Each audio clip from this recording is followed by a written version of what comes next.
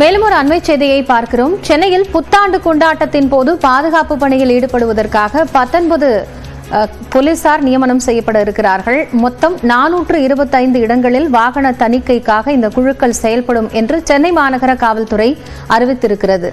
மேலும் புத்தாண்டை ஒட்டி நடைபெறக்கூடிய இந்த தடை செய்யப்பட்ட வாகன பந்தயத்தை தவிர்ப்பதற்காக தனியாக 30 சோதனை கண்காணிப்பு குழுக்கள் அமைக்கப்பட்டிருப்பதாகவும், இவர்கள் முக்கியமான கோயில்கள், தேவாலயங்கள், இதர வழிபாட்டு தலங்களில் இந்த பாதுகாப்பு பணியில் காவலர்கள் பிரித்து பணியமர்த்தப்படுவார்கள் என்றும் சென்னை மாநகர காவல்துறை அறிவித்திருக்கிறது. கூடுதல் தகவல்களை செய்தியாளர் கோகுலிடம் கேட்கலாம். கோகுல், இப்போ புத்தாண்டு குறித்து காவல்துறை வெளியிட்டிருக்கக்கூடிய செய்தி.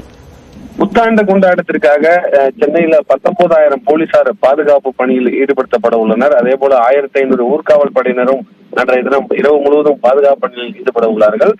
குறிப்பாக இந்த இடங்கள்ல வாகன தணிக்கைகள் போலீசார் ஈடுபட இருக்கிறார்கள்.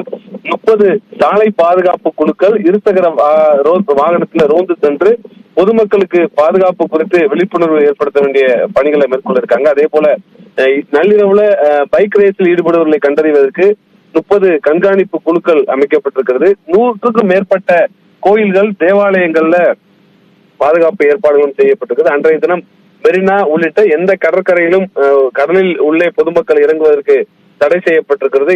இரவு முழுவதும் பட்டாசு வெடிப்பதற்கும் காவல்துறை தடை விதிச்சிருக்காங்க. அதே நேரத்துல பாதுகாப்பாக புத்தாண்டை கொண்டாடுவதற்கு எந்தவித ஒரு தடையும் இல்லாமல் பொதுமக்களுடைய பாதுகாப்பு கருதி புத்தாண்டை கொண்டாடுவதற்கான அனைத்து ஏற்பாடுகளையும் செய்திருப்பதாக காவல்துறை தரப்புல தெரிவிக்கப்பட்டிருக்கிறது. அதே போல நட்சத்திர விடுதிகளுக்கும் பல கட்டுப்பாடுகளை காவல்துறை தரப்புல விதிச்சிருக்காங்க. குறிப்பாக நீச்சல் குளம் உள்ளிட்ட இடங்களில் மேடைகள் அமைத்து நட்சத்திர ஹோட்டல்கள்ல இந்த கேளிக்கை விடுதிகள்லையும் புத்தாண்டு கொண்டாடுவதற்கு தடை விதிக்கப்பட்டிருக்கிறது. நள்ளிரவு 12 மணியோடு இந்த புத்தாண்டு கொண்டாட்டத்தை நட்சத்திர விடுதிகளில் அதுவரை மட்டுமே அனுமதிக்கப்படும் என்றும் காவல்துறை தரப்புல தெரிவிக்கப்பட்டிருக்கிறது. ஒட்டுமொத்தமாக 19,000 போலீசார் பாதுகாப்போடு இந்த புத்தாண்டு கொண்டாட்டத்திற்கான ஏற்பாடுகள் செய்யப்பட்டுள்ளது.